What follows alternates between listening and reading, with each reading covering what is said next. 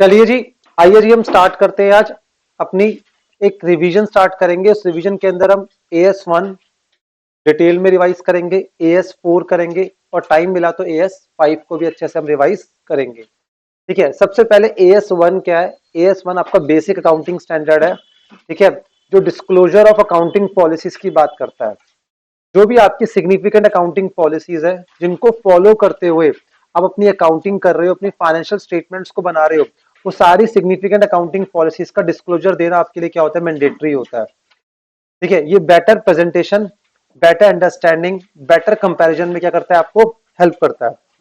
तो इसलिए सबसे पहले हमारे इस accounting standard, basic accounting standard का हमारा ऑब्जेक्टिव क्या है? Better understanding. क्या ऑब्जेक्टिव है? Better understanding of financial statements by disclosing the significant accounting policies. You need not to disclose all the accounting policies, but आपको significant accounting policies को disclose करना है। significant समझ रहे हो आप? जो material accounting policies है, ताकि क्या हो सके? हमें मीनिंगफुल कंपैरिजन हो सके। मीनिंगफुल कंपेयर तो कर देंगे ना, मीनिंगफुल होना चाहिए। ठीक है, और disclosure of changes in accounting policies. तो चेंजेस इन अकाउंटिंग पॉलिसीज हमारी दो जगह डिस्कस करी गई हैं, AS1 में भी और AS5 में भी। AS1 में भी और AS5 में भी। ठीक है जी। तो अकाउंटिंग पॉलिसीज क्या होती है? सबसे पहले इन्होंने बड़े अच्छे से डिस्क्राइब करा अकाउंटिंग पॉलिसीज। तो जो यहाँ पे तीन पार्ट में मैंने ब्रेक कर दिया accounting policies. Accounting policies are the specific accounting principles. Accounting policies क्या है? Accounting principles and methods of applying those principles in preparation and presentation of financial statement. Accounting policies are the accounting principles and methods of applying those principles in preparation and presentation of financial statement. याद हो गया? ठीक है, ये important है। Accounting policies का meaning कभी भी लिखने को आ सकता है, ये पूछ सकते हैं। चेंज इन अकाउंटिंग पॉलिसी पे क्वेश्चन आया हुआ है एमसीक्यू में। किसमें? एमसीक्यू में। ठीक है, तो चेंज इन अकाउंटिंग पॉलिसी पे भी डिस्कस करूंगा। अब एग्जांपल क्या है अकाउंटिंग पॉलिसीज के? Valuation of inventory, valuation of assets. आप असेट को कॉस्ट मॉडल पे ले रहे हो या फिर रिवैल्यूएशन मॉडल पे ले रहे हो? कॉस्ट मॉडल अलग होता है, रिवैल्यूएशन मॉडल अलग होता है। यहाँ पे तो बताना बड़ा इंपॉर्टेंट है ना कि आपका जो असेट बैलेंस शीट में रिफ्लेक्ट हो रहा है वो कॉस्ट मॉडल के अकॉर्डिंग है या फिर रिवैल्यूएशन मॉडल। ये बात समझ आती है? तो ये चीज हो गई। अब बेनिफिट्स क्या होते हैं? जो ऑब्जेक्टिव्स है वही क्या हमारे बेनिफिट्स हैं। बेटर अंडरस्टैंडिंग होगी, साथ में क्या होगा? मीनिंगफुल। अब अकाउंटिंग पॉलिसीज को डिस्क्लोज कैसे करोगे आप? कह रहे accounting policies should be disclose at one place, मतलब नोट्स टू अकाउंट्स। मतलब क्या हो गए? सारे अकाउंटिंग पॉलिसीज आपको अपने नोट्स टू अकाउंट्स में दिखानी है। ठीक है, और अगर आपने कोई रॉन्ग ट्रीटमेंट करी है और उसका डिस्क्लोजर दे दिया तो आपका रॉन्ग ट्रीटमेंट का डिस्क्लोजर इज नॉट रेमेडी। समझ आई ये चीज? आप ऐसा नहीं कर सकते, रॉन्ग ट्रीटमेंट कर दी, अकाउंटिंग पॉलिसी से बाहर जाके कुछ नई पॉलिसी लगा दी और उसका डिस्क्लोजर दे दिया, वो अलाउड नहीं है। बात समझ आती है? उसके बाद किन किन बातों का ध्यान रखना है? ठीक है, while selecting the accounting policies. Accounting policies को ध्यान रख मतलब सेलेक्ट करते हो, किन किन बातों का ध्यान रखना है? Number one, primary consideration. जो हमारी अकाउंटिंग पॉलिसी है हमारी फाइनेंशियल स्टेटमेंट्स का ट्रू एंड फेयर व्यू देगी। क्या देगी? True and fair view. हम हमेशा वर्ड यूज करते हैं true and fair view, true and correct view नहीं बोलते हम। ट्रू एंड फेयर व्यू का मतलब क्या होता है कि अप्रोक्सीमेटली सब कुछ ठीक है। एग्जैक्ट सब कुछ ठीक नहीं हो सकता अकाउंट्स के अंदर, अप्रोक्सीमेटली सब कुछ ठीक है। ठीक है, ये चीज हो गई। उसके बाद किन किन बातों का ध्यान रखना है अकाउंटिंग पॉलिसीज को सेलेक्ट करते वक्त? वो प्रूडेंट होनी चाहिए, वो सब्सटेंस ओवर फॉर्म होनी चाहिए। सब्सटेंस ओवर फॉर्म समझते हो अकाउंट्स के अंदर? Reality over legality. And material चीजों के लिए, सिग्निफिकेंट चीजों के लिए अकाउंटिंग पॉलिसी बनती है, छोटी मोटी चीजों के लिए अकाउंटिंग पॉलिसीज नहीं बनती। ठीक है, अब उसके बाद नेक्स्ट का पॉइंट उन्होंने बोला अकाउंटिंग स्टैंडर्ड के अंदर फंडामेंटल अकाउंटिंग अजम्पशंस के बारे में बात करी गई थी। We have three fundamental accounting assumption, जिसको मैं प्यार से बोलता हूँ CAG, याद करवाने के लिए। क्या बोलते हैं हम? CAG। आपको कंसिस्टेंसी फॉलो करनी है। क्या फॉलो करनी है? कंसिस्टेंसी फॉलो करनी है। जो अकाउंटिंग पॉलिसी एक बार सेलेक्ट कर ली वो ईयर आफ्टर ईयर आपको यूज करनी है। But it does not mean that कि अकाउंटिंग पॉलिसी चेंज नहीं हो सकती। You can change your accounting policy in three circumstances, पढ़ेंगे नीचे। तीन सर्कमस्टांस में अकाउंटिंग पॉलिसी चेंज हो सकती है। AS5 में लिखा हुआ है आपका।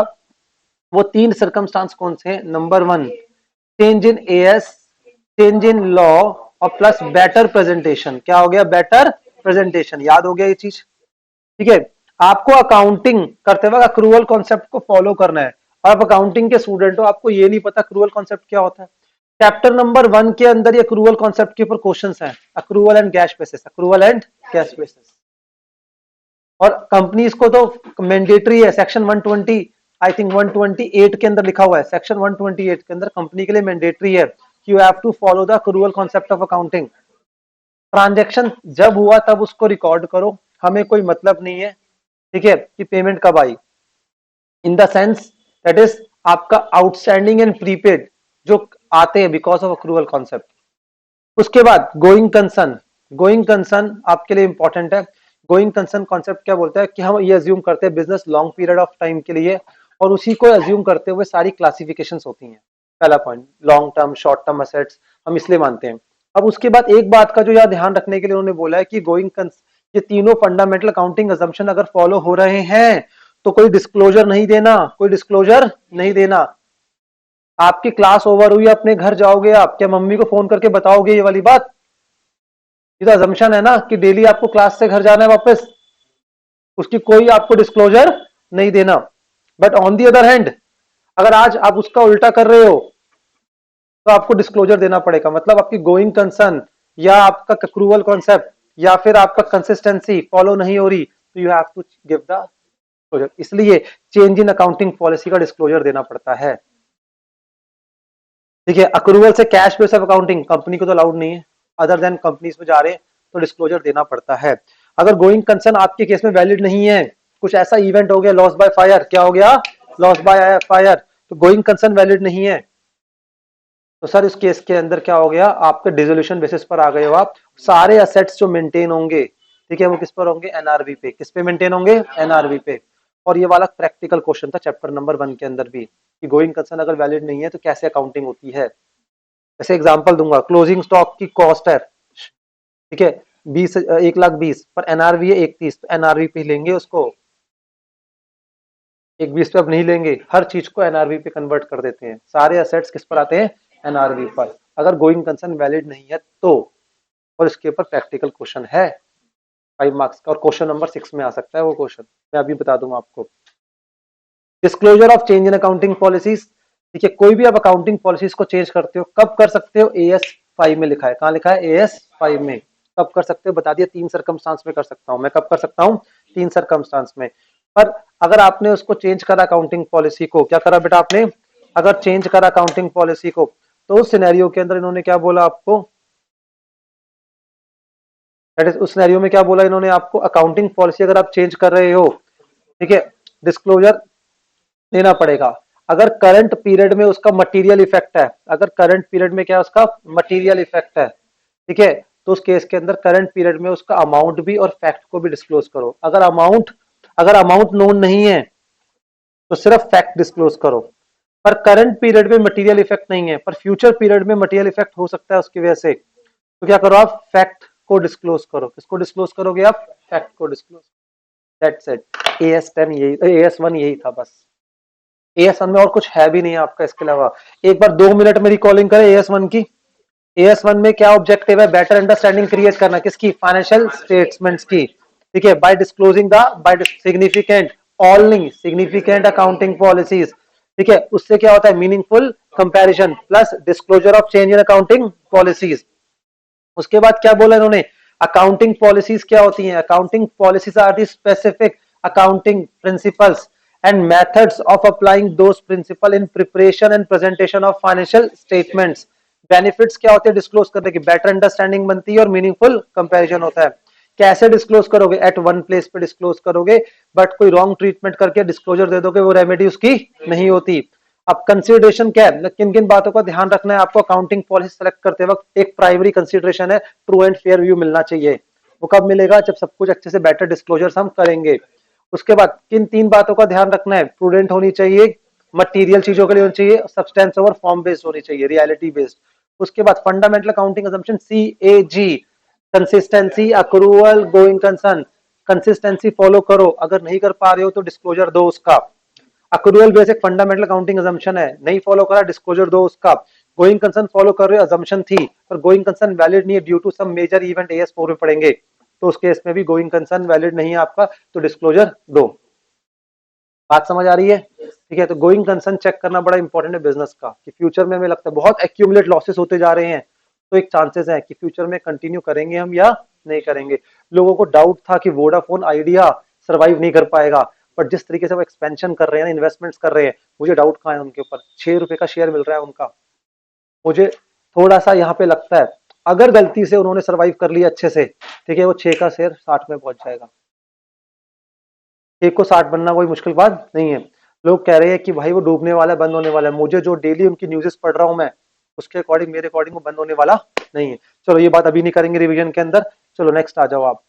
डन। अब आ जाओ AS4, ये कोई स्टॉक की रिकमेंडेशन नहीं थी, ठीक है, जाके परचेज कर लो सर, आपने डुबो दिया हमें, ठीक है। चलो जी नेक्स्ट आओ। AS4 events and events after balance sheet date, events after, बस यहीं से स्टार्ट करना है इवेंट AS4 को। AS4 क्या है, कुछ इवेंट्स हुए हैं, क्या हुए हमारे, कुछ इवेंट्स हुए हैं। वो इवेंट्स कब हुए हैं, बैलेंस शीट डेट के बाद। कब हुए मेरे बच्चों, बैलेंस शीट डेट के बाद। ये कुछ सिग्निफिकेंट इवेंट होने चाहिए। अरे भाई ये सिग्निफिकेंट मतलब मटेरियल इवेंट, छोटे मोटे इवेंट्स की बात नहीं कर रहे। कुछ ऐसे सिग्निफिकेंट इवेंट हुए बैलेंस शीट डेट के बाद, बट अपनी फाइनेंशियल स्टेटमेंट्स की प्रिपरेशन से पहले, ऐसे बोलूंगा। फाइनेंशियल स्टेटमेंट अभी प्रिपेयर नहीं हुए, अप्रूव नहीं हुए, बोर्ड ऑफ डायरेक्टर ने अप्रूव नहीं करे। जैसे सिंपल सा एग्जांपल देता हूं, 31 मार्च होता है, क्या होता है हमारा 31 मार्च। 31 मार्च को हमारी क्या होती है, फाइनेंशियल स्टेटमेंट क्या होती है, लाइक बैलेंस शीट डेट है वो हमारी। और 31 मार्च की जो फाइनेंशियल स्टेटमेंट है वो अप्रूव कब होंगी, वो अप्रूव कब होंगी, अप्रोक्सीमेटली कहीं जाके 31 में, ठीक है, ये 30 जून, इतने टाइम पीरियड में अप्रूव होती है, बस 3 से 4 महीने बाद अप्रूव होती है।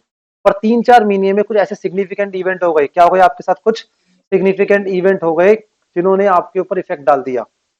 अब सिग्निफिकेंट इवेंट हुए कुछ ऐसे, क्या हुए बेटा आपके significant, which occur between balance sheet date and financial statement approval.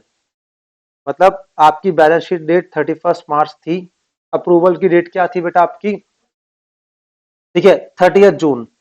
इसके टाइम पीरियड के बीच में कुछ इवेंट्स हुए। मैं छोटा सा एग्जांपल दूंगा, 11th-12th क्लास का सिंपल। आपकी एडजस्टमेंट्स आई थी 11th-12th में, तो कुछ एडजस्टमेंट्स ऐसी थी, ठीक है, जो कि बैलेंस शीट डेट के बाद हुई थी, ठीक है, बट वो कनेक्ट कर रही थी बैलेंस शीट डेट पर, मतलब प्रीवियस ईयर से, इसलिए उनको हम एडजस्ट करते जा रहे थे, like bad debts, like bad debts, further bad debts थे वो, क्या थे हमारे, फर्दर बैड डेब्ट्स।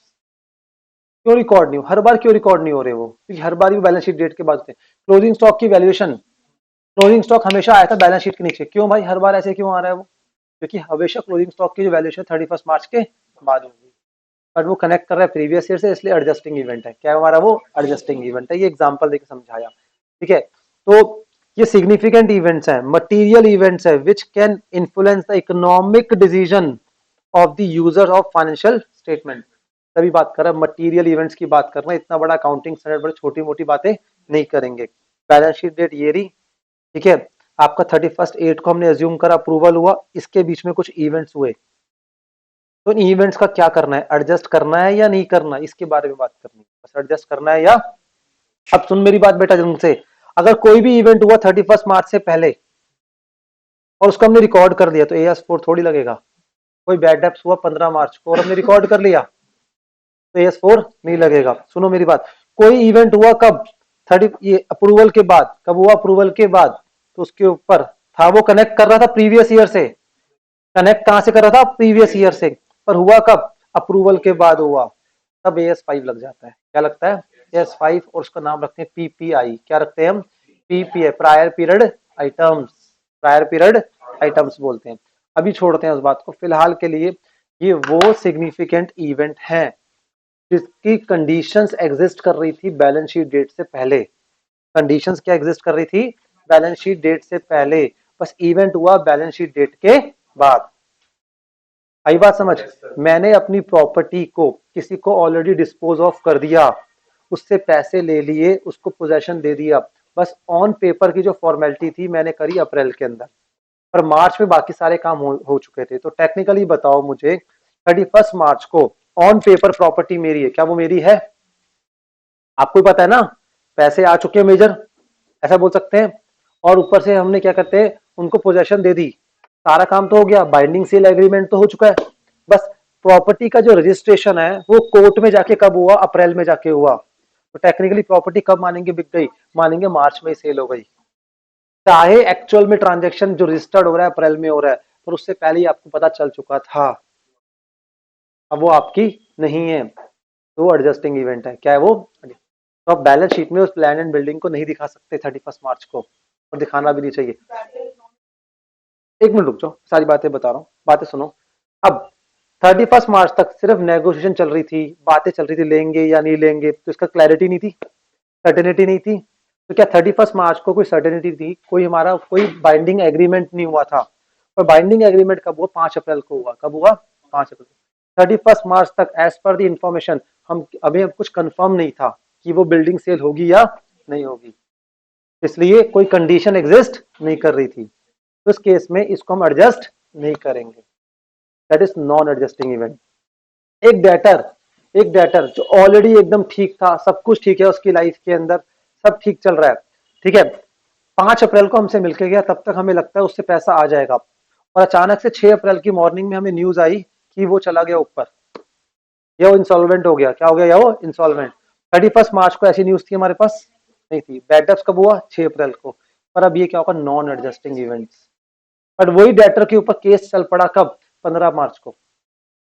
और इंसॉल्वेंट वो डिक्लेयर कब हुआ? 6 अप्रैल को। ठीक है, तो क्या हो गया वो? एडजस्ट। देखो केस चला 15 मार्च को, इंसॉल्वेंट कब हो रहा है आपका? इस टाइम पीरियड में। तो कंडीशन एग्जिस्ट कर रही थी बैलेंस शीट डेट पर, और इवेंट कब हुआ? बैलेंस शीट डेट के बाद। ध्यान रखना, एक चीज यहां होनी चाहिए, एक चीज यहां, समझो, एक पॉइंट यहां, कंडीशन यहां होनी चाहिए और इवेंट यहां होना चाहिए, तो AS4 लगता है। कंडीशन भी यहां है और इवेंट भी यहां है, सुनो मेरी बात, तो AS4 नहीं लगेगा। बात समझ आ रही है बेटा? डेटर 5 अप्रैल तक तो ठीक था, डेटर 5 अप्रैल तक तो ठीक था, पर 5 अप्रैल को उसकी फैक्ट्री में आग लगी, फैक्ट्री में उसकी आग लगी, इफेक्ट मुझे आ गया। सुनो मेरी बात, मैं ऐसी बातें बताऊंगा आज क्लास के अंदर, आप सुन के हैरान हो जाओगे। 5 अप्रैल को उसकी फैक्ट्री में आग लगी, ठीक है, वो इंसॉल्वेंट डिक्लेयर हुआ, ठीक है, और जिसकी वजह से मुझे पता है पैसे रिकवर होने वाले नहीं है, ठीक है। तो अब 5 अप्रैल को आग लगी ना, तो नॉन एडजस्टिंग इवेंट है, क्योंकि कंडीशन भी एग्जिस्ट कब हुई थी? यहां पर। इवेंट भी कब हुआ? यहां पर। नॉन एडजस्टिंग है। और ये इवेंट इतना सिग्निफिकेंट हुआ कि वो मेरा मेजर डेटर था, मेरी 80% सेल उसको होती थी, समझो। अब वो गया ऊपर, या फिर हो गया इंसॉल्वेंट, 80% सेल मेरी जब उससे आ रही थी, अब मेरी भी सेल कहीं और हो नहीं पाएगी, और मेरी फैक्ट्री में इतनी बड़ी बड़ी मशीन पड़ी हुई है, मैं कुछ नहीं कर सकता। गया वो इंसॉल्वेंट, हो गया मैं भी इंसॉल्वेंट, मेरा गोइंग कंसर्न इफेक्ट हो गया उसके चक्कर में, क्योंकि मेरी मेजर सेल उस थी। तो इसको कहते हैं कंसंट्रेशन रिस्क, कहते हैं इसको स्टॉक मार्केट के अंदर। क्या बोलते हैं इसको? भाई आपको किसी कंपनी में सेल दिख रही है ना बहुत मेजर, तो देखो सेल हो किसको रही है, एक सिंगल पर्सन को सेल तो नहीं हो रही। जिस दिन वो कॉन्ट्रैक्ट गया ना, वो आपकी कंपनी भी गई, खत्म। और स्पेशली गवर्नमेंट से कॉन्ट्रैक्ट है, कहीं से कॉन्ट्रैक्ट है, आपको देख के चलना पड़ता है ऐसी कंपनी के अंदर। राइट और रॉन्ग? सही बोला मैंने? अगर 70-80% सेल मेरी एक पर्सन को हो रही है, तो इसका मतलब मैं डिपेंडेंट हूँ उसके ऊपर। तो फिर वो अब उसने ऐसी इस इवेंट ने मेरे गोइंग कंसर्न को इफेक्ट कर दिया। क्या कर दिया? मेरे गोइंग कंसर्न को। तो कोई भी ऐसा इवेंट जो जिसकी कंडीशन भी आई बैलेंस शीट डेट के बाद, और इवेंट भी कब हुआ? बैलेंस शीट डेट के बाद, पर वो उस इवेंट ने मेरे गोइंग कंसर्न को हिला के रख दिया, अब वो बन जाएगा एडजस्टिंग इवेंट। क्या बन जाएगा? एडजस्टिंग इवेंट का मतलब क्या हो गया? मुझे फाइनेंशियल स्टेटमेंट बनाते वक्त उनको एडजस्ट करना है, जैसे एडजस्टमेंट्स होती है ना, ये उसी की बात कर रहा है और कुछ नहीं। अब मुझे गोइंग कंसर्न पे मेरे इफेक्ट आ गया, मेरे सर्वाइवल पे इफेक्ट आ गया उसकी वजह से, तो बस यही बोला हुआ है एक्सेप्शन में। एक्सेप्शन का मतलब क्या है? कंडीशन जो है बैलेंस शीट डेट पे एग्जिस्ट नहीं कर रही थी। आई बात समझ? पर उसके बावजूद भी जो इवेंट हुआ, उस इवेंट ने इतना इंपैक्ट डाला कि मेरा गोइंग कंसर्न इफेक्ट हो गया। क्या हो गया मेरा? इसलिए क्या बन जाएगा वो? Adjusting event. क्या बनेगा वो? Adjusting event. ये जो बातें मैंने बोली ना, इन बातों को ध्यान से ध्यान दो, ये AS4 है, बस मेरी बातें ही आपको काम करेंगी। नॉन एडजस्टिंग इवेंट क्या होता है? वैसे पढ़ लो, पढ़ने की जरूरत नहीं। Evidence of such condition has been existed at the balance sheet date, adjustment to assets and liabilities is required, ठीक है, और डिस्क्लोजर देना है कहां पे? No evidence of such condition has been exist on balance sheet date, adjustment to asset and liability not required. ये बात क्या कर रहा है, अगर बैड डेब्ट्स है तो बैड डेब्ट्स को एडजस्टमेंट कैसे करते हैं, याद है ना, प्रॉफिट एंड लॉस में डेबिट करते थे उसको, प्लस साथ में बैलेंस शीट में डेटर में से माइनस करना, डेटर में से, and disclosure in the report of approving authority is required. तो यहाँ पे मैक्सिमम क्या कर सकते हो, डिस्क्लोजर कर सकते हो, कहाँ पे, अप्रूविंग अथॉरिटी में। ठीक है जी। तो एडजस्टिंग इवेंट का नॉर्मली नोट्स टू अकाउंट्स में बताओगे, कहाँ बताओगे, और इसका कहाँ बताओगे, अप्रूविंग अथॉरिटी। एक्सेप्शन क्या है, देखो AS4 लगने की कंडीशन क्या है, AS4 में बोला वो सारे इवेंट्स जो बैलेंस शीट डेट के बाद हुए हैं और फाइनेंशियल स्टेटमेंट प्रिपेयर होने से पहले हुए हैं, ठीक है, तो उनके ऊपर AS4 लगता है, मतलब इस पीरियड में इवेंट यहां होना चाहिए। अब उसकी इवेंट यहां होना चाहिए, सुनो मेरी बात। अब कंडीशन क्या आई, कंडीशंस, कंडीशन मतलब हिंट ऐसे बोल सकते हैं। अब हिंट कब मिला, कंडीशन यहां पर एग्जिस्ट करती थी बैलेंस शीट डेट से पहले, आप देखो करती थी, आप बोलोगे यस सर करती थी, ठीक है, तो वैसी एडजस्टिंग इवेंट है वो। आपको पहले से पता था कि मेरा डेटर जो इंसॉल्वेंट होने वाला है, बस उसका जो कंफर्मेशन आई आपको अप्रैल में आई, पर मार्च से आपको हिंट आ गया, तो एडजस्टिंग इवेंट है, ठीक है। आपको बट ये पता होता है कि 2 अप्रैल को हमारे गोडाउन में आग लगने वाली है या फैक्ट्री में आग लगने वाली है, नहीं पता होता ना। तो फैक्ट्री में आग लगी 2 अप्रैल को, सारा स्टॉक 31 मार्च का जल गया, ऐसा बोल सकते हैं ना, बट उसके बावजूद भी वो एडजस्टिंग इवेंट नहीं है। बट हाँ, वो इतनी मेजर फायर हुई, इस फायर से मेरा गोइंग कंसर्न इफेक्ट हो गया, तो एडजस्टिंग इवेंट है। अब से फॉर एग्जांपल कंडीशन एग्जिस्ट कर रही है, कब, बैलेंस शीट डेट के बाद, और इवेंट भी कब हुआ है, बैलेंस शीट के बाद, ये दोनों साथ साथ आए, तो टेक्निकली वो नॉन एडजस्टिंग इवेंट है, उसका हमने कुछ नहीं करना प्रीवियस ईयर की फाइनेंशियल स्टेटमेंट को फाइनलाइज करते वक्त। मेरी बात समझ आ रही है, उसका हमने कुछ नहीं करना। अगर से फॉर एग्जांपल ये जो हुआ, कंडीशन यहाँ पे थी और इवेंट जो है हमारा यहाँ पे हुआ, तो भी हमारा AS4 एप्लीकेबल नहीं हो पाएगा। इवेंट का तो यहां होना जरूरी है AS4 के लिए, और कंडीशन बस यहां पहले से एग्जिस्ट कर सकती है, पहले से एग्जिस्ट नहीं कर सकती, ये बात आपने ध्यान रखनी है। कंडीशन यहां पर थी, ये यहां पर थी, यहां पर थी तो एडजस्टिंग, यहां पर थी नॉन एडजस्टिंग, समझ आ गया। अब उसके बावजूद यहां पर आने के बावजूद भी वो एडजस्टिंग बन सकती है, अगर उसने हमारा क्या इफेक्ट कर दिया, गोइंग कंसर्न, क्या इफेक्ट कर दिया, गोइंग कंसर्न। मैंने एग्जांपल दिया, आग लगी, नॉर्मल फायर थी जिससे मैं रिवाइव कर जाऊंगा, इंश्योरेंस थी मेरे पास, तो आग लगी 5 अप्रैल को, ठीक है, तो भी उसके बावजूद भी वो क्या, नॉन एडजस्टिंग इवेंट, पर मेजर फायर थी और मैं अनइंश्योर्ड था, ऐसी बातें बोले क्वेश्चन के अंदर, तो इसका मतलब मेरे गोइंग कंसर्न पे इफेक्ट आ गया। गोइंग कंसर्न अगर मेरा इफेक्ट हो गया तो इसका मतलब वो एडजस्टिंग इवेंट है। एक चीज, आप अनश्योर हो क्वेश्चन के अंदर, you have to give diplomatic answer, अगर ऐसा हुआ है तो वो एडजस्टिंग इवेंट है, ऐसा हुआ है तो एडजस्टिंग इवेंट नहीं है।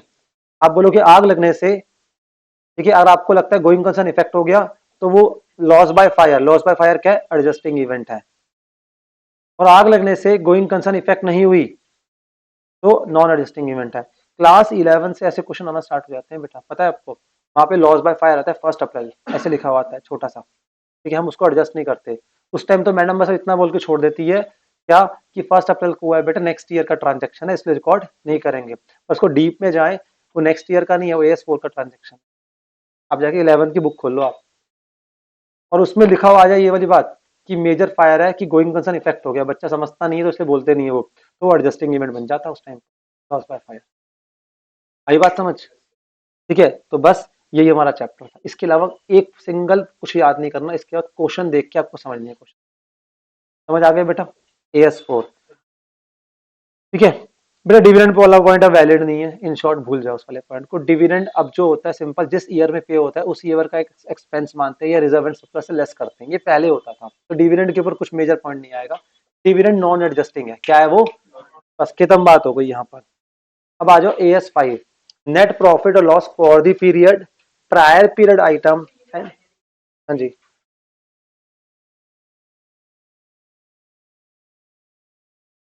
आइए जी, AS5 net profit for the period, prior period item, change in accounting policies and accounting estimates, दोनों की बात करेगा, ठीक है जी। AS5 किस किस चीजों पे डील करता है, कह रहा है AS5 requires the classification and disclosure आइए जी, क्या बोल रहा है AS5 आपको? Classification and disclosure of extra ordinary item, profit and loss from ordinary items, and हो गया एक्सेप्शनल आइटम। क्या हो गया मेरे बच्चे? Exceptional item. तो AS5 requires the classification and disclosure of extraordinary item, profit and loss from ordinary item and exceptional item. It is also specified that accounting treatment for change in accounting estimate. कह रहा है भाई देखो यहाँ पे एक चीज और लिख सकते हो, change in accounting estimate, change in accounting estimate, इसकी बात भी वो करेगा। किसकी बात करेगा? Change in estimates and change in accounting policies, change in accounting policies. तो तीन चीजों पे बात करता है अकाउंटिंग स्टैंडर्ड 5। ठीक है, एक कह रहा है हम क्लासिफिकेशन करेंगे, क्या हमारे एक्स्ट्रा ऑर्डिनरी आइटम्स हैं, क्या हमारे दैट इज ऑर्डिनरी आइटम्स है, क्या हमारे एक्सेप्शनल आइटम है। ठीक है, अभी बताता हूं मैं उसको। साथ में बात करेगा change in accounting estimates, change in accounting policies. तो पांच बातों पर बात करेगा अकाउंटिंग स्टैंडर्ड। ये रही पांच बातें। इधर देखो बेटा, ordinary item, extra ordinary item, हालांकि तो लिखा है prior period items, change in accounting estimate, change in accounting policies. तो ये चीजों पे वो बात करना चाहता है आपसे, अकाउंटिंग स्टैंडर्ड 5।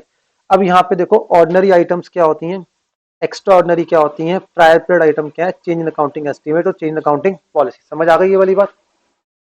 ऑर्डिनरी आइटम के दो पार्ट है, नॉर्मल ऑर्डिनरी आइटम्स और एक्सेप्शनल आइटम। क्या है? Ordinary but exceptional. क्या बोलते हैं? Ordinary but exceptional.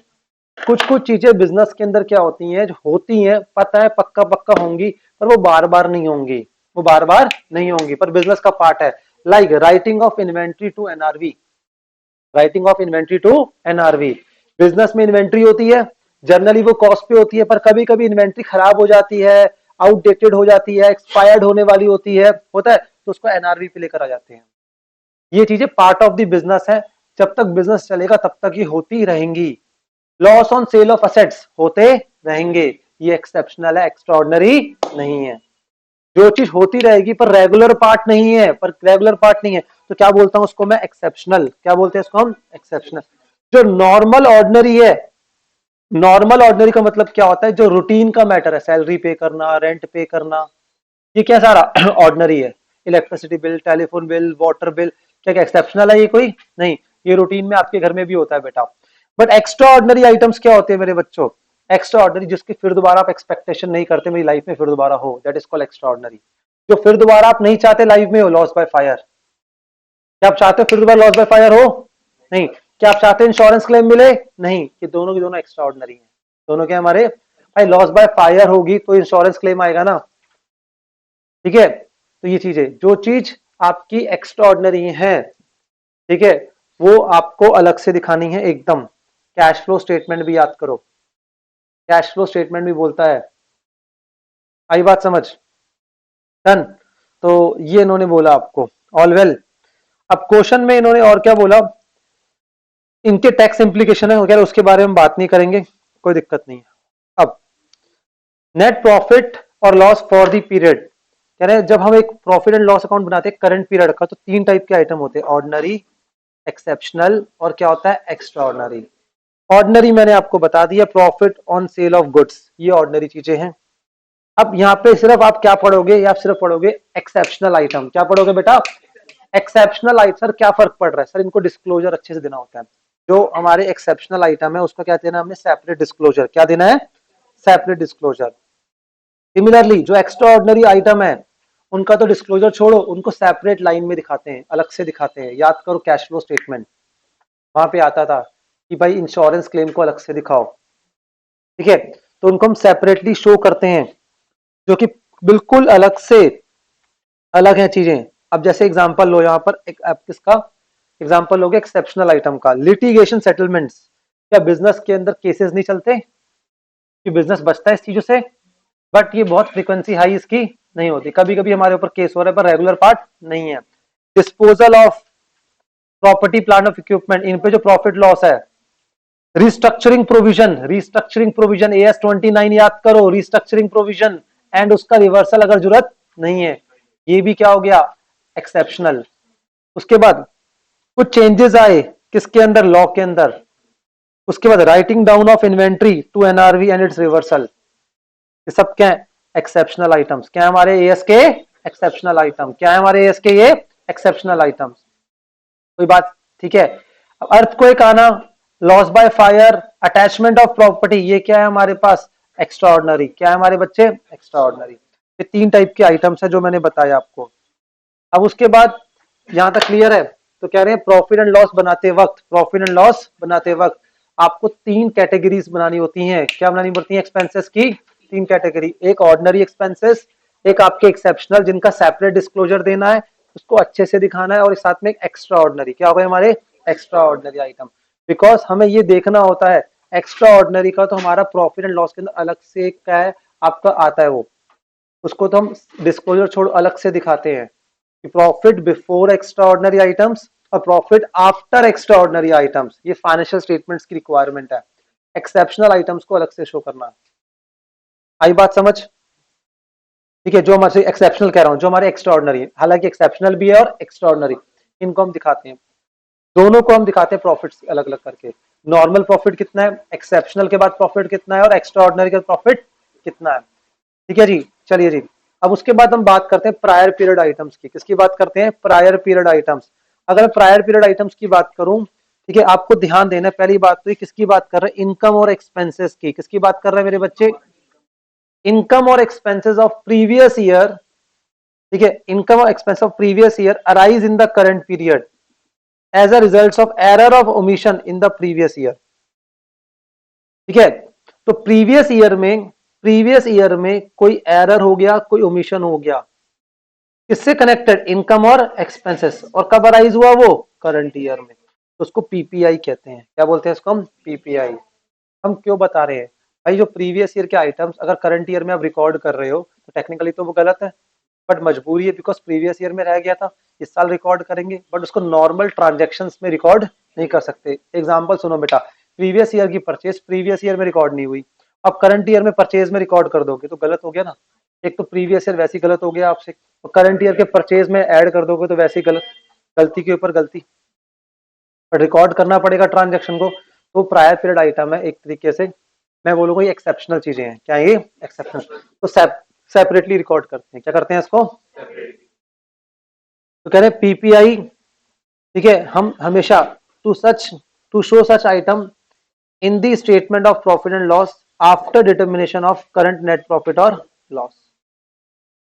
ठीक है, included in the determination of net profit और loss for the current period. कोई दिक्कत? ठीक है, तो बस ये चीज हो गई आपकी। नेक्स्ट आ जाओ, चेंज इन अकाउंटिंग एस्टिमेट्स। क्या आते हैं हमारे? Change in accounting estimates. Accounting estimates होता क्या है? पहली बात तो एस्टिमेट का मतलब ही क्या हो गया? अप्रोक्सीमेशन। और ये कुछ भी नहीं है, प्रोविजंस की बात कर रहे हैं। की बात कर रहे हैं मेरे बच्चे, प्रोविजंस।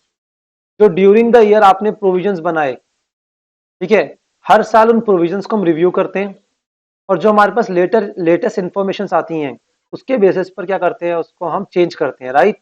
लास्ट ईयर तक लग रहा था कि मेरा प्रोविजन नहीं है, इसके अगेंस्ट कोई पेमेंट करनी नहीं पड़ेगी, तो मैंने प्रोविजन ना क्रिएट करके कंटीजेंट लायबिलिटी दिखा दी। पर इस साल इंफॉर्मेशन अपडेट हुई, ठीक है, और मुझे लगता है कि पर्टिकुलर जो केस चल रहा है इसके अगेंस्ट प्रोविजन बनाना चाहिए, मैंने बनाया। फिर केस और आगे बढ़ा, हमें लगता है थोड़ा अमाउंट और इंक्रीज करना चाहिए, तो चेंज इन प्रोविजन है। क्या है वो? Change in provision. ठीक है, तो आपकी कुछ कैलकुलेशंस में चेंजेस आ रहे हैं। एक बात बोलूं मैं, आपका जो, इधर सुनो मेरी बात, जो डेप्रीशिएशन हम कैलकुलेट करते हैं, पहले लाइफ हमने लगाई 10 साल, और फिर बाद में 2 साल बाद हमने सोचा लाइफ कितनी है, इसकी सिर्फ 5 साल है।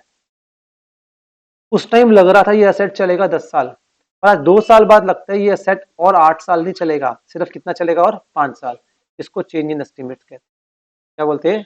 इस चेंज इन एस्टिमेट से क्या इफेक्ट आएगा? मेरी डेप्रिसिएशन का अमाउंट क्या होगा? चेंज हो जाएगा। मेरी बात समझ आ रही है आपको? ठीक है, estimation means N approximate calculation. It is required when many times in the financial statement can not be measured. ठीक है, तो हम जब ढंग से मेजरमेंट नहीं कर सकते, ठीक है, एग्जैक्ट अमाउंट, तो हम क्या करते हैं? एस्टिमेशन करते हैं। अब एस्टिमेशंस जो होती हैं based on the latest information होती हैं हमेशा। उसके अंदर क्या चाहिए? Professional judgment. क्या चाहिए उसके अंदर? याद है? एक्सपर्ट्स, प्रोफेशनल जजमेंट और एक्सपीरियंस। क्या चाहिए उसके लिए? प्रोफेशनल जजमेंट, हमारा एक्सपर्टीज चाहिए, ठीक है, और हमारा एक्सपीरियंस भी चाहिए। क्या चाहिए हमें? एक्सपीरियंस।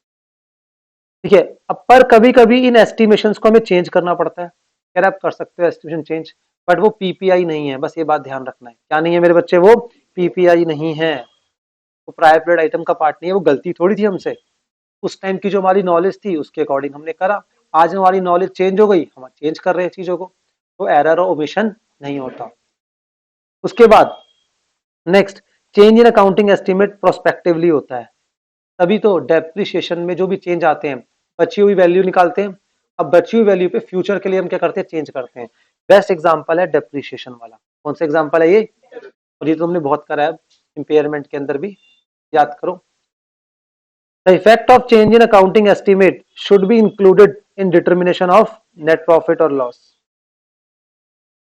ठीक है जी, जो भी चेंज होता है उसको हम इंक्लूड करते हैं नेट प्रॉफिट और लॉस में। कॉमन सेंस लगाओ। हमने प्रोविजन फॉर डाउटफुल डेट बनाया था 10,000 का लास्ट ईयर, क्लास 11 से करते आ रहे हो।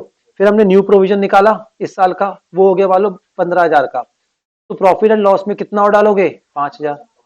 करा था आपने? तो ये क्या था? चेंज इन एस्टिमेट था बेटा। दो एग्जांपल है बड़े बड़े दिए, एक प्रोविजन फॉर डाउटफुल डेट का और एक मैंने डेप्रिसिएशन वाला। यहाँ पे क्या हो रहा है? एस्टिमेशन चेंज हो रहे हैं, और जो भी एस्टिमेशन में चेंज आता है, ठीक है, वो प्रोस्पेक्टिव होता है, उसका रिट्रोस्पेक्टिव इफेक्ट हम नहीं देखते। दैट्स इट, बस इतनी बात करी हुई है। और ये कोई बहुत बड़ी बात नहीं है, नॉर्मल सी बात है, और आप सबको पता है अच्छे से। देखो एग्जांपल भी दो यही है, प्रोविजन फॉर डाउटफुल डेट और साथ में क्या है? Change in life of asset.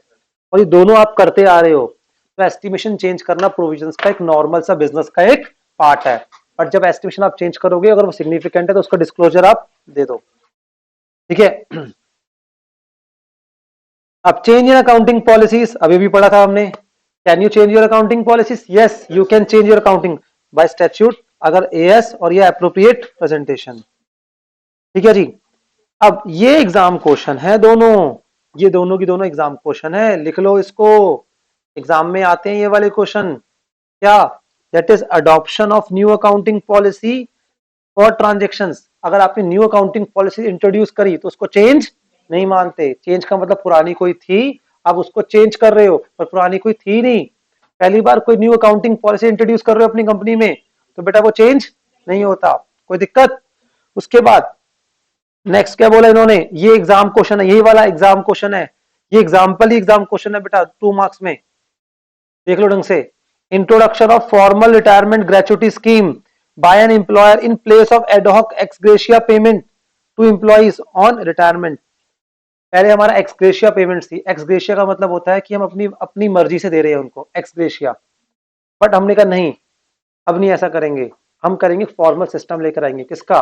That is अपना ग्रेचुटी का। इंट्रोडक्शन ऑफ सिस्टम है। Adoption of new accounting policy for transaction which did not अगर प्रीवियसली। कह रहे हैं पहले कुछ हमारे ट्रांजेक्शन थे ही नहीं, तो उस केस के अंदर हमारे पास अकाउंटिंग पॉलिसी थी नहीं। अब वो ट्रांजेक्शन आए तो पॉलिसी भी आ गई। या फिर अकाउंट वो बहुत इमटेरियल थी। मैं एग्जांपल देता हूं। हम से फॉर एग्जांपल बुक्स मंगवाते हैं बच्चों के लिए, हम अभी सिर्फ उतनी बुक्स मंगवाते हैं जितने बच्चे हमारे पास होते हैं, हम कोई स्टॉक मेंटेन नहीं करते। थोड़ा बहुत स्टॉक मेंटेन करते हैं, ज्यादा नहीं करते एक्स्ट्रा, भी हमें हर बार बुक्स चेंज करनी होती हैं। बट हमने सोचा नहीं, एक काम करते हैं, हम पूरा स्टॉक मेंटेन करेंगे प्रॉपरली बुक्स का, पूरी एक साल की बुक्स इकट्ठी परचेज करेंगे। अब क्या हो रहा है? ट्रांजैक्शन मटेरियल हो गया। अब इन्वेंट्री की वैल्यूएशन की पॉलिसी लेकर आनी पड़ेगी मुझे, राइट? फीफो लगाऊं, एवरेज लगाऊं। अब मैं, ये मेरा फर्स्ट टाइम हो रहा है। क्या हो रहा है मेरा? या पहले थी नहीं, या पहले बहुत इमटेरियल थी। ठीक है, या फिर ट्रांजेक्शन तो हो रहे थे, पहले पॉलिसी थी नहीं ट्रांजेक्शन की। मतलब ये तीन सिनेरियो, या ट्रांजेक्शन थे ही नहीं, या इमटेरियल थे, या ट्रांजेक्शन थे पर पॉलिसी नहीं थी, यानी या फिर पॉलिसी। हम ग्रेचुटी दे रहे थे पहले भी, तो ग्रेचुटी के अगेंस्ट हमने कोई फॉर्मल सिस्टम नहीं था, पर हमने इंट्रोड्यूस कर दिया। क्या आप अकाउंटिंग पॉलिसी चेंज कर सकते हो? यस, चेंज कर सकते हो, वो मैंने बता दिया। अब चेंज का इफेक्ट करंट ईयर में मटेरियल होगा और अमाउंट असर्टेन्ड है, तो अमाउंट को डिस्क्लोज करो। करंट पीरियड में चेंज है पर अमाउंट अनसर्टेन है, तो उसको फैक्ट को डिस्क्लोज करो। ठीक है। No material in current period. ठीक है, बट फ्यूचर में इसका इफेक्ट आएगा। कब आएगा? फ्यूचर में इफेक्ट आएगा, तो अभी फैक्ट डिस्क्लोज कर दो। सिर्फ क्या डिस्क्लोज कर दो? फैक्ट को। दैट्स इट, खत्म। चलिए जी, आइए जी हम स्टार्ट करते हैं आज का नया अकाउंटिंग स्टैंडर्ड, इसको रिवाइज करेंगे जल्दी से। Accounting standard 29, provisions, contingent liability and contingent assets. ठीक है, अब यहाँ पे इस एएस के अंदर आपने सबसे पहले क्या देखना है, एएस के अंदर आपको जो मिलेगा रिकॉग्निशन, मेजरमेंट एंड डिस्क्लोजर किसकी, प्रोविजंस, कंटीजेंट लायबिलिटीज, ठीक है, एंड कंटीजेंट असेट्स। थोड़ा सा ये इधर चला गया, ठीक है, इसको ये इधर होना चाहिए था, डन। तो provisions, contingent assets and contingent liabilities.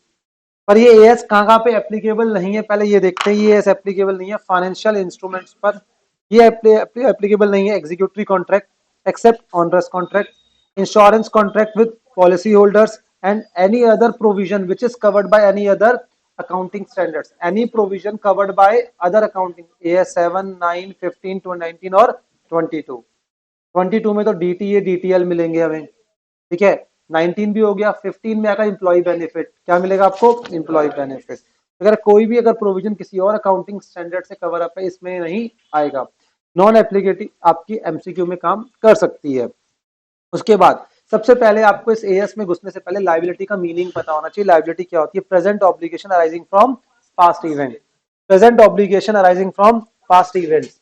अब पॉइंट क्या आता है मेरे बच्चों, पॉइंट ये आता है कि प्रेजेंट ऑब्लिगेशन क्या होती है आपकी। प्रेजेंट ऑब्लिगेशन अभी हम पढ़ेंगे क्या होती है, एक तो ये पॉइंट आ गया।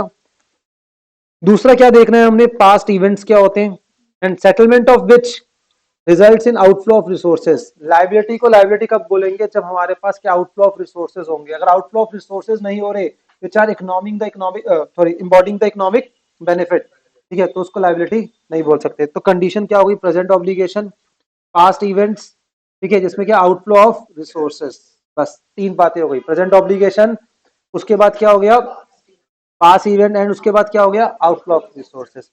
अब उसके बाद बोला ऑब्लिगेशन क्या होती है मेरे बच्चे, ऑब्लिगेशन ड्यूटी और responsibility to act in certain way arising from binding contract, statute या फिर बिजनेस प्रैक्टिस। तो ऑब्लिगेशन क्रिएट कॉन्ट्रैक्ट से हो सकती है, या लॉ आपको बोल सकता है एक्ट करने के लिए, या फिर बिजनेस प्रैक्टिस है, मतलब कल्चर है, कस्टम है, ठीक है, ऐसा हमें करना पड़ेगा, हमें पता है ये वाली बात, हम अवॉइड नहीं कर सकते। That is called obligation, that is called obligation. Obligation दो टाइप की होती है, प्रेजेंट ऑब्लिगेशन और possible obligation.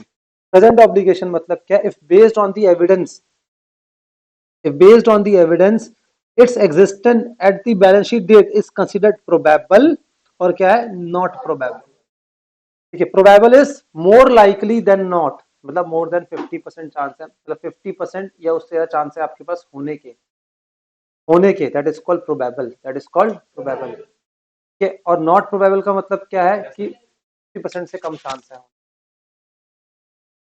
That is called probable, that is called less than 50%। और एक हो गया वर्ड रिमोट, वर्ड क्या हो गया रिमोट, अभी हम पढ़ेंगे आगे। रिमोट का मतलब क्या, लेस देन 10%, लेस देन, अगर कोई सी किसी इवेंट के या किसी चीज के या किसी लाइबिलिटी के होने के चांस लेस देन 10% है, वो रिमोट चांसेस है, तो उसको हम रिकॉर्ड नहीं करते, उसको हम शो भी नहीं करते एज कंटीजेंट लाइबिलिटी।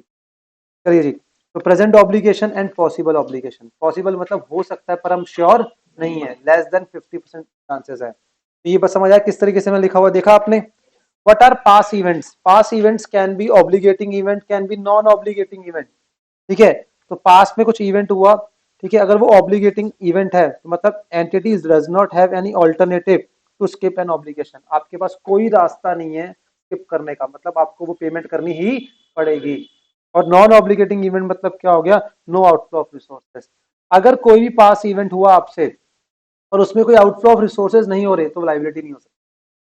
वो लाइबिलिटी, आपके ऊपर किसी ने केस करा, केस किस चीज का था कि लाइक आपने उनको कुछ गलत बोला और आपको उनको सॉरी बोलना है, बस केस इस चल रहा है कि सॉरी बोल दो छोड़ दूंगा मैं, तो वो क्या है, दैट इज नॉट ऑब्लिगेटिंग इवेंट, मतलब नो आउटफ्लो ऑफ, ठीक है जी। रिकॉग्निशन ऑफ प्रोविजन, इसकी कंडीशंस क्या है। अब बात करते हैं प्रोविजंस की। सबसे पहले क्या है प्रोविजन हमारा, प्रेजेंट ऑब्लिगेशन, क्या हमारा ये present, as a result of past events, ठीक है। और इट इज प्रोबेबल, प्रोबेबल मतलब 50% से ज्यादा चांस है उसके होने के, that an outflow of resources embodying the economic benefits, मतलब चांसेस हैं कि हमें पेमेंट करनी पड़ेगी, which will require settlement of obligation and reliable estimate can be made, and reliable estimate can be. तो नंबर वन, आपके पास क्या है, प्रेजेंट ऑब्लिगेशन किससे, पास्ट इवेंट से, किससे आया, पास्ट इवेंट। साथ में क्या हो गया, प्रोबेबल हो गया, क्या हो गया, प्रोबेबल, और साथ में क्या कर सकते हो, रिलायबल एस्टीमेट, रिलायबल। ठीक है, तो प्रेजेंट ऑब्लिगेशन है, आया ये पास्ट इवेंट से होगा, ठीक है, जो कि एक प्रोबेबल है, होने के चांस बड़े हाई हैं, क्या कि हमें आउटफ्लो ऑफ रिसोर्सेज करने पड़ेंगे, और रिसोर्सेज का रिलायबल क्या हो पा रहा है, एस्टिमेशन, उन रिसोर्सेज का रिलायबल क्या हो पा रहा है, estimation, reliable estimation of resources कर पा रहे हो, that is called reliable estimation of obligation. Provision require the greater degree of estimation, क्या चाहिए प्रोविजन के अंदर, greater degree of then most of the other items. But AS29 emphasized that it should be possible to determine range of possible outcomes and from this range to reach an appropriate conclusion that is sufficiently reliable for the provision to be recognized। अभी आपको ये वाली बात समझ नहीं आई क्या बोलना चाहता है कि एस्टिमेशन क्या होता है, अभी इसके लिए क्वेश्चन कराऊंगा मैं, ठीक है, वो क्वेश्चन से समझ आएगा आपको।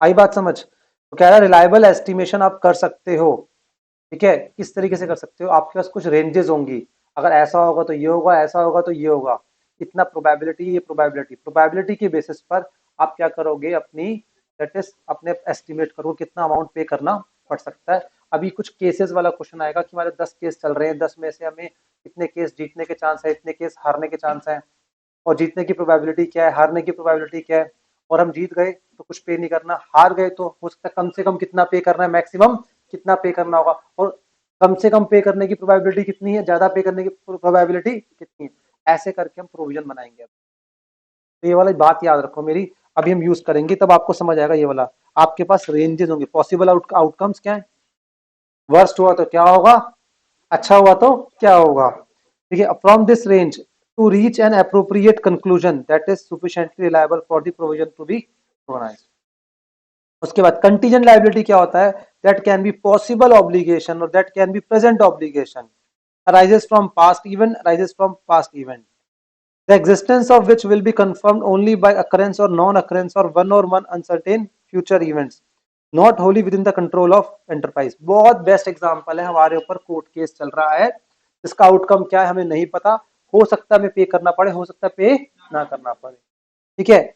और उसके बाद इन्होंने क्या बोला, प्रेजेंट ऑब्लिगेशन, क्या बोला मेरे बच्चे, प्रेजेंट ऑब्लिगेशन, प्रेजेंट ऑब्लिगेशन क्या होती है, that is outflow of resources not probable. कह रहे प्रेजेंट ऑब्लिगेशन को रिकॉर्ड क्यों नहीं कर पा रहे, या तो आउटफ्लो ऑफ रिसोर्सेज नहीं हो रहे, या फिर जो रिलायबल एस्टिमेट नहीं कर पा रहे, हम क्या नहीं कर पा रहे, इन शॉर्ट, ठीक है, contingent liabilities are possible obligations जिनका अभी कुछ पता नहीं है कि हमें पे करना होगा या पे नहीं करना होगा, चांसेस क्या है, बहुत कम है, बट वो प्रेजेंट ऑब्लिगेशन हो सकती है, बट उसका हमारे पास आउटकम नहीं है, इसका मतलब हमारे पास रिलायबल एस्टिमेट नहीं, इन शॉर्ट की स्टोरी क्या नहीं है हमारे पास, रिलायबल एस्टिमेट नहीं, ये ठीक है एकदम बढ़िया से। अब रिकॉग्निशन ऑफ कंटीजेंट लायबिलिटी, तो कंटीजेंट लायबिलिटी क्या है, outflow of resources is not remote, ठीक है, कंटीजेंट लायबिलिटी में हम उसको कंटीजेंट लायबिलिटी कब बोलेंगे, outflow of resources is not remote, ध्यान रखना, मतलब चांसेस हैं, मैं ऐसे बोलूंगा अगर अप टू 10% होंगे तो इग्नोर कर देंगे, 10 से 50 के अंदर अंदर है तो पॉसिबल ऑब्लिगेशन है, क्या है हमारी वो, सर इसका भी कुछ एकदम से हमें रेंज बना के दे दो, एक रेंज पकड़ो आप मेरे साथ, ठीक है, अगर 10% तक है मैक्सिमम, मैक्सिमम कितना है मेरे बच्चे, 10% तक है, हम ऐसे बोल सकते हैं, थोड़ा ही ज्यादा हो गया कोई नहीं, 10% है तो रिमोट है, क्या चांसेस क्या है, रिमोट है, एक मिनट, तो रिमोट है, तो ना इसकी, इसको कंटीजेंट लायबिलिटी भी नहीं बोलेंगे, 10% से ज्यादा है पर मैक्सिमम 50% तक है, मैक्सिमम कितना है मेरे बच्चे, 50% तक है, मैक्सिमम कितना है, 50% तक है, ठीक है, तो पॉसिबल है, क्या है, पॉसिबल है, तो पॉसिबल के लिए क्या बनती है, कंटीजेंट लायबिलिटी, ठीक है, और 50% से ज्यादा है तो क्या बोलते हैं उसको, प्रोबेबल बोलते हैं, ठीक है, और प्रोबेबल के केस के अंदर, प्रोबेबल के केस के अंदर अगर प्रोबेबल है और आप रिलायबल एस्टिमेट कर पा रहे हो तो क्या बन गया वो, प्रोविजन, और वो लेस देन 100 होना चाहिए, less than 100%, sorry less than 100%, याद हो गया। चलो ये रेंज समझ आ गई। 10% से कम चांस है तो रिमोट है, रिमोट की केस में हम उसको इग्नोर करते हैं, कुछ नहीं करते, मैक्सिमम डायरेक्टर्स रिपोर्ट में दिखा सकते हैं।